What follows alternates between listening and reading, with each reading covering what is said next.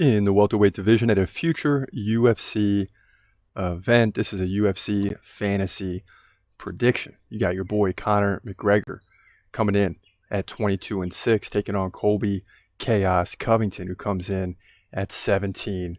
And if this fight happens to take place, Colby Covington will likely be the welterweight champion at that time, and Conor McGregor, aka the Notorious, will be coming in looking to be the UFC's first 3-belt champion. So let's just get right into it.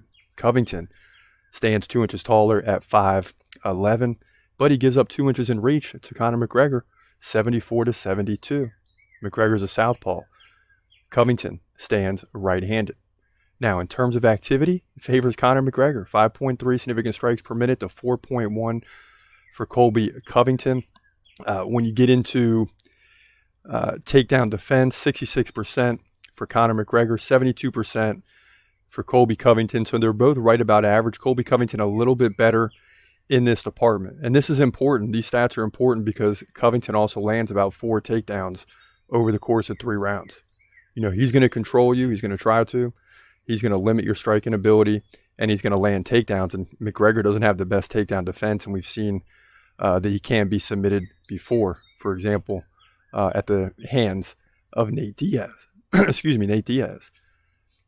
Now, digging deeper into Conor McGregor first, he's got a couple losses in a row now to Dustin Poirier, right? We all know what happened in the last fight, but the previous fight, he got KO'd, right? And we have seen, or I guess not. I thought Colby Covington fought Dustin Poirier, but he didn't. But nonetheless, McGregor lost 2 in a row to Dustin Poirier. He's trying to come back probably first against Michael Chandler and try to wipe the slate clean. But before that, he dropped Donald the Cowboy Cerrone in 40 seconds. And had he fought right after that and not had to wait over a year to fight again, he may not have suffered the loss to Dustin Poirier. But who knows? We didn't get to see that. He had to wait a year and 5 days, roughly 370 days after a 40-second fight against Cowboy Cerrone. That was tough on him for sure. Now, Colby Covington's coming off the win against Jorge Masvidal by decision. Dominated with 6 takedowns, 94-67. In terms of significant strikes, he lost to Kamaru Usman twice. He beat Tyron Woodley in between the 2 Usman fights. Now, if you really think about it, Colby Covington has held on to some of the top spots in the division for a long time. He's either been 1 or 2, and he's only had 2 fights since September 19th, 2020. So he's barely in the octagon. And that's a problem, right? Because the worst thing for Conor McGregor would be a guy that's very active, because he's not too active. You're facing a guy like Colby Covington who's not active either. It kind of levels the playing field. This fight completely comes down to whether Conor McGregor can defend the takedowns and whether the size difference will matter. You know, Colby Covington is going to be taller. He's going to attempt to pin McGregor against the fence. He's going to try to land takedowns. He's going to lay on top. He's going to try to get submissions. He's just going to control the heck out of McGregor. So McGregor's got to defend the takedowns, and you still got the X factor of McGregor's ability to land a KO punch at any time. And guess what? I'm willing to bank on the fact that Conor McGregor does, in fact, land that KO punch on Colby Covington, who will get sloppy at some point in this fight, and that's rare for him. But, you know, you put McGregor in a situation where he could be a potential 3-belt champion.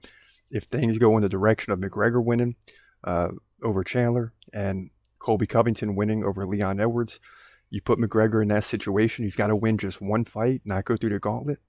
I say McGregor wins this fight, man, and holds up the 3rd belt, the first time ever for any UFC fighter. So in my opinion, McGregor wins this fight. You know, it won't be pretty, but he'll find a way to win, likely on significant strikes and a TKO or KO at some point in this fight. Watch those leg kicks. He'll move to 23-6, maybe 24-6 with the win over Michael Chandler. At this point in time, Colby Covington falls to 17-4 here in the welterweight division in a future UFC event. He's gonna fight, wait, he's gonna fight, wait, hold your breath till the end of the night. Last fighter call, UFC at its height, yeah. Bringing that thunder with all his might, saying step up, wanna fight, hold up, think twice, gladiator assassin, reckless no abandon, walk through that cage, he'll leave your ass stranded, wake up, hey, where you at, hey, got hit head with a baseball bat.